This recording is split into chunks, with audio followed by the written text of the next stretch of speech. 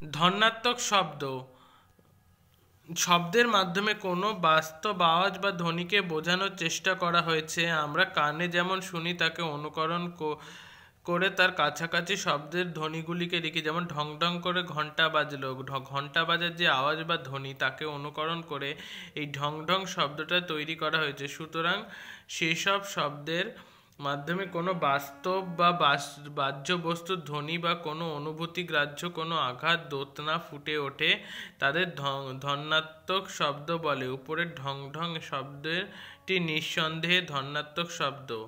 ধ্বন্যাত্মক শব্দ দুই প্রকার: ধ্বনি প্রকাশক এবং ভাব প্রকাশক। ধ্বন্যাত্মক শব্দের কিছু উদাহরণ: বৃষ্টি পড়ে টাপুর টুপুর, সবাই হো হো করে হাসছে। দুম করে একটা শব্দ হলো। ঝিরঝির করে বাতাস বইছে, রাতের দরজায় কে যেন খটখট করে শব্দ করলো। টুংটাং করে পিয়ানো বাজছে। ভাব প্রকাশক ধ্বন্যাত্মক শব্দের উদাহরণ: আচমকা তোমার ছায়া দেখে বুকটা ধড়াস করে উঠলো, মাথাটা কেমন ঝিমঝিম করছে, রসগোল্লার লস লেগে হাতটা চটচট করছে, অত বড় মাঠটা খাঁ খাঁ করছে।